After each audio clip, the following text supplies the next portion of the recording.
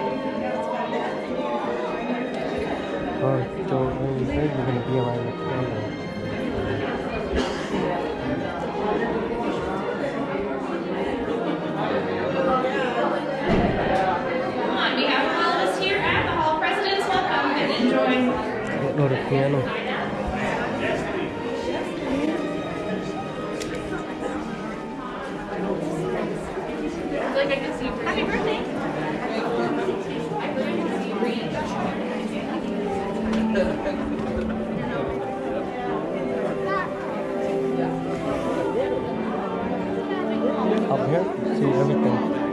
It's good to sit like in the middle because you can see the whole. Yeah. Exactly. Good middle.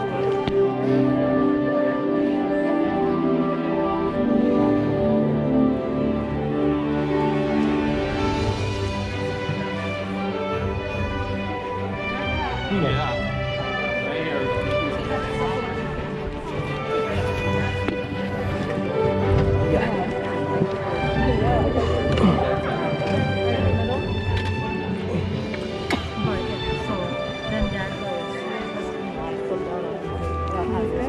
That's good. Looking like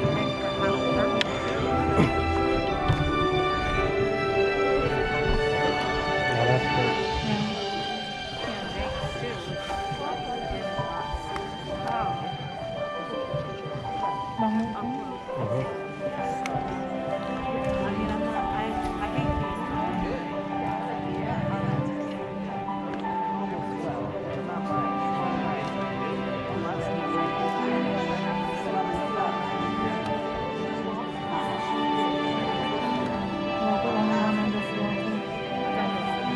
Everyone had that. This is good.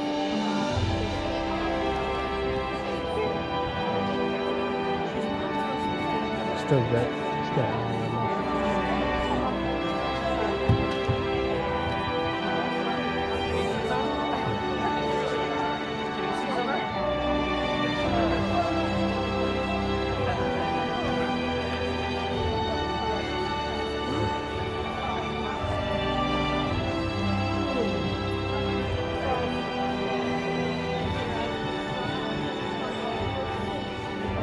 Thank you for joining us for this reverent celebration of America's leaders, past and present. And now, the Walt Disney World Resort is proud to present the Hall of Presidents.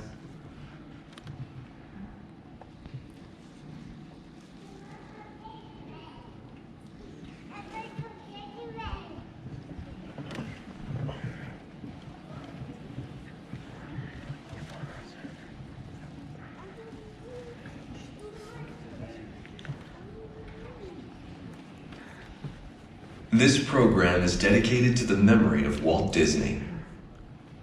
In 1971, his love for America inspired the creation of the Hall of Presidents, a place to celebrate the optimism and goodwill he saw at the heart of the American story. Walt's vision was to honor the nation by honoring the American presidency.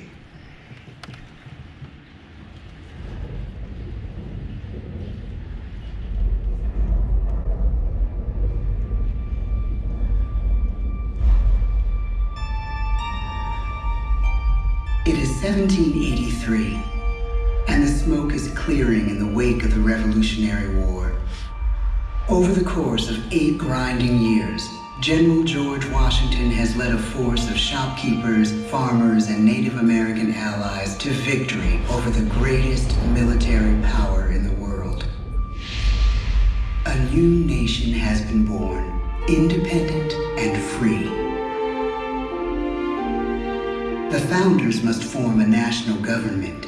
In 1787, through months of passionate debate, they create a written constitution. For the country's highest office, they imagine something new in the history of the world. A leader not born to power like a king or queen. A leader who has not seized power through conquest. A leader not separate from the people, but elected by the people. From among the people. We, the people. This is a new idea, an American idea. The idea of a president.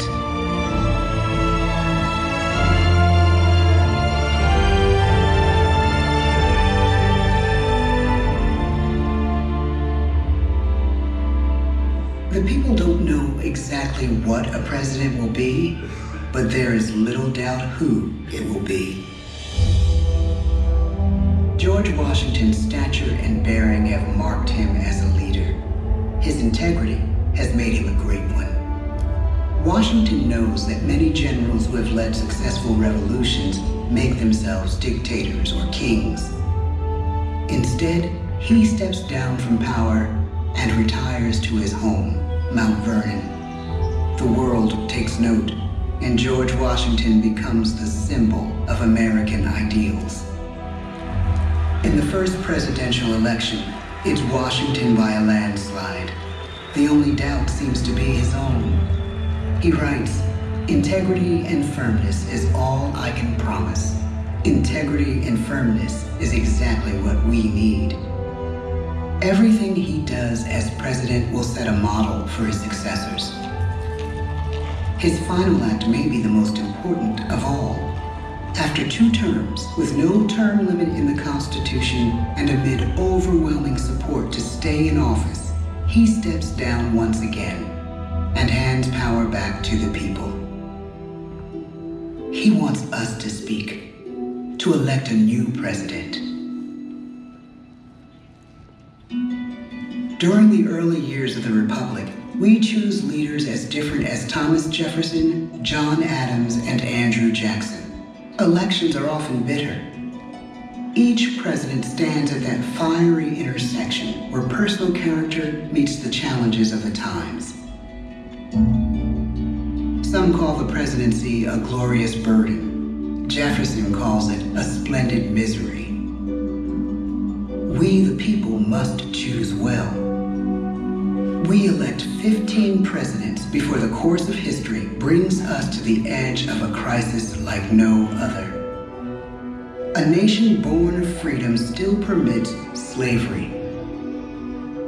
As the country pushes west, will new states be slave or free? The question produces bitter conflict. The issue rocks the election of 1860 and brings Abraham Lincoln onto the national stage. The tall, lanky, some say uncouth candidate from Illinois is a master of words at a time when speeches are printed in full for people to read. A house divided against itself cannot stand, he has said.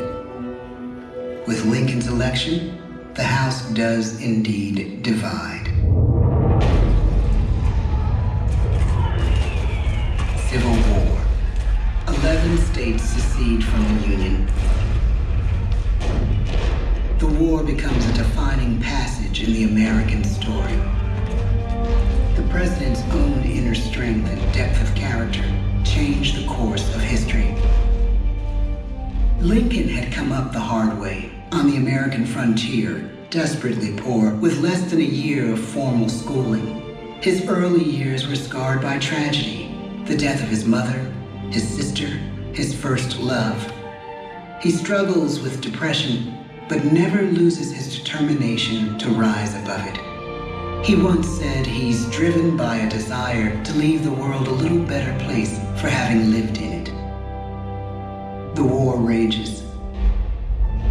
Lincoln fights to preserve the Union and end slavery. Neither is a sure thing. At Gettysburg, Pennsylvania, 6 months after one of the bloodiest battles of the war, the president dedicates a cemetery to the thousands of soldiers who died there, in words we can never forget.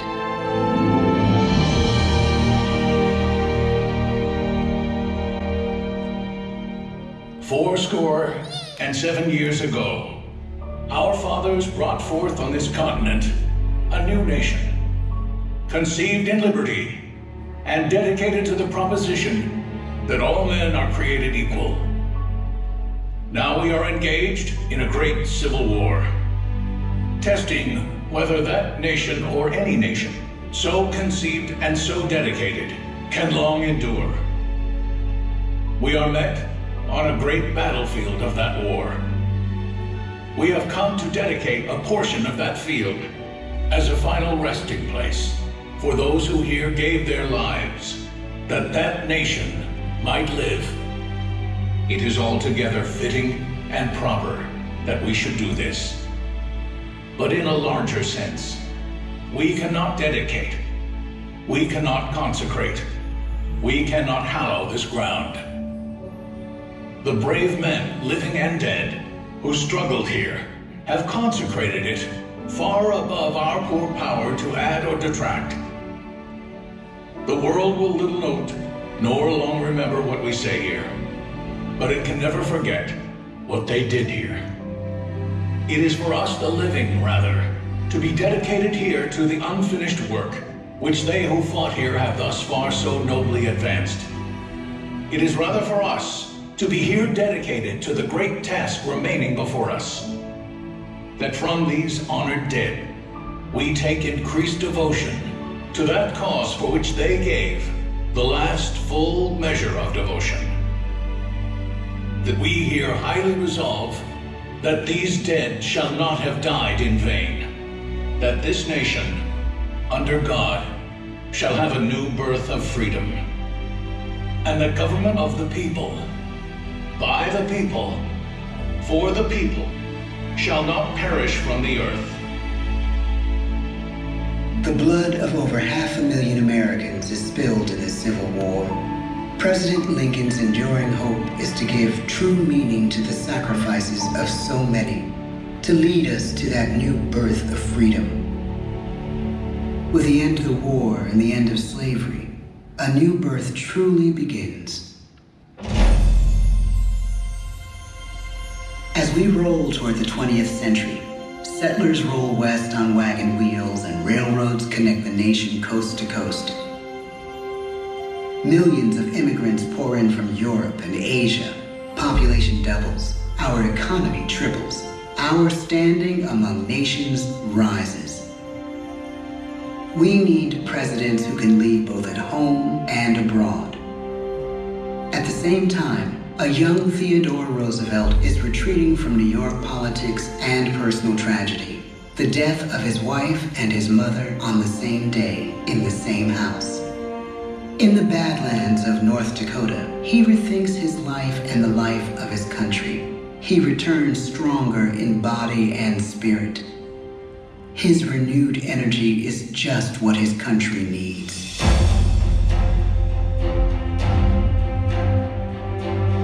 American industry is booming, but social tensions are rising.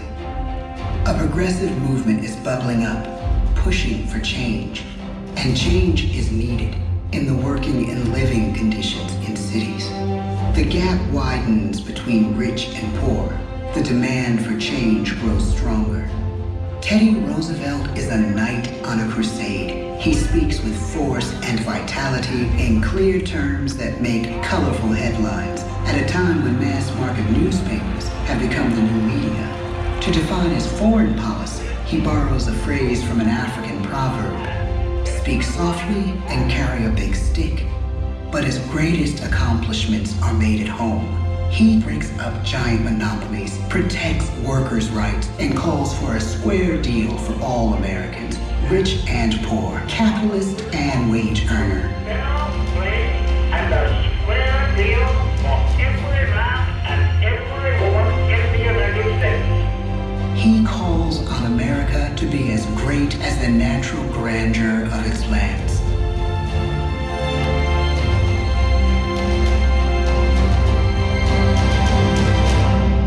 Keep your eyes on the stars and your feet on the ground, he tells us. And we do.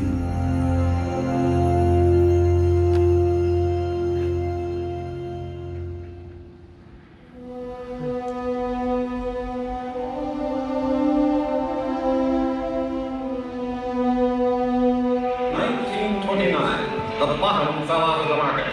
12 million unemployed. The bread lines and the soup. The results of the 1932 election now appear. When we elect our 32nd president, it is the worst of times.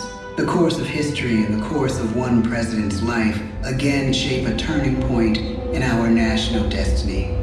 Franklin D. Roosevelt, paralyzed by polio, knows how to restore the faith of a people paralyzed by the Great Depression. I believe in practical explanation and in practical policy. He has found the inner strength his countrymen now need. He speaks to us like a friend, a neighbor. His optimism is contagious, his voice perfect for the latest breakthrough medium, radio. He calls us to believe we have nothing to fear but fear itself. And we do believe. Tonight's attacks on England are perhaps the most widespread of the war in the course of the day. But an even greater challenge dominates his final years in office: the Second World War.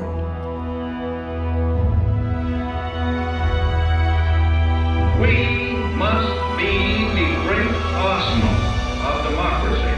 This is an emergency as serious as war itself. We stun the world with our production. When bombs fall on U.S. troops in Pearl Harbor, he calls us to fight on the war front and sacrifice on the home front.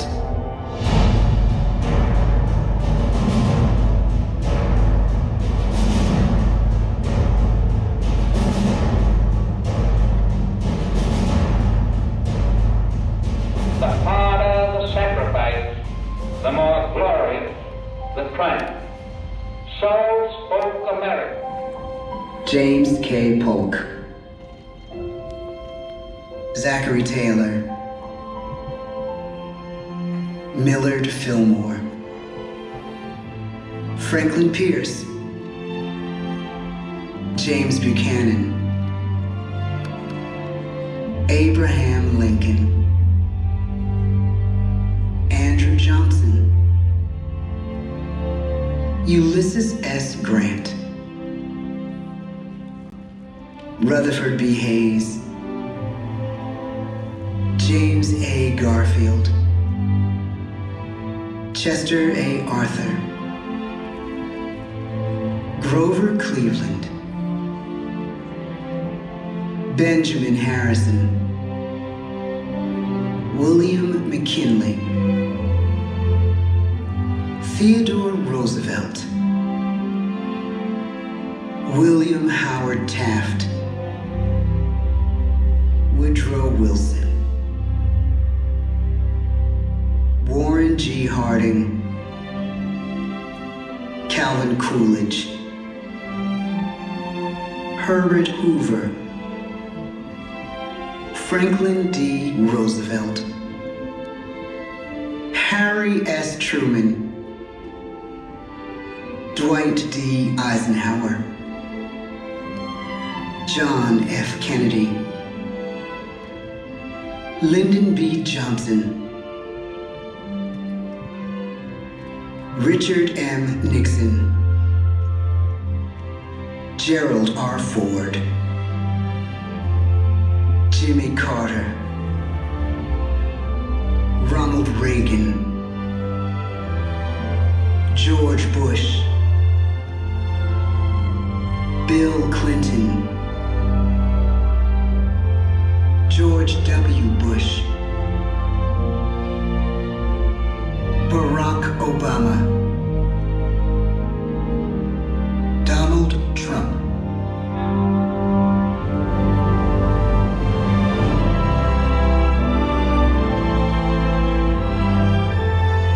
And now we come to the present. Once again, we place our trust in the idea of a president, as we have from the beginning.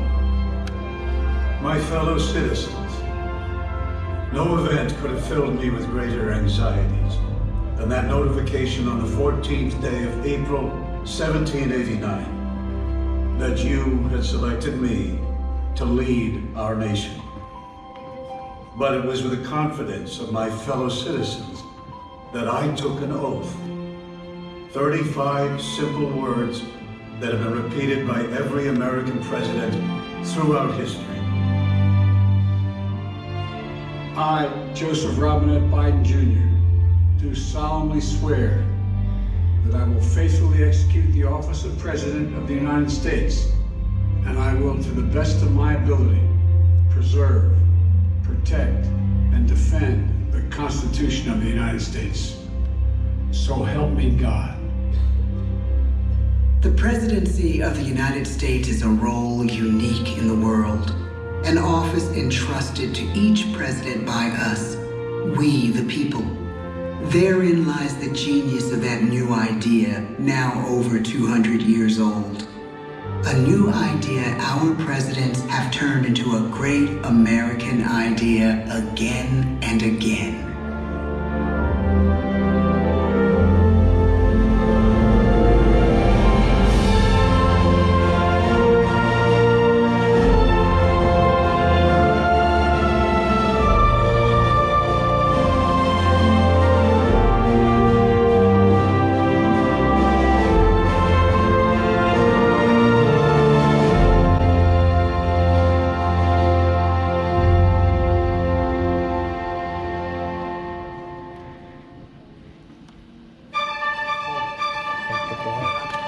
Thank you so much for joining us, everybody. Make sure to gather all of your personal belongings and kindly exit through the doors on your right-hand side.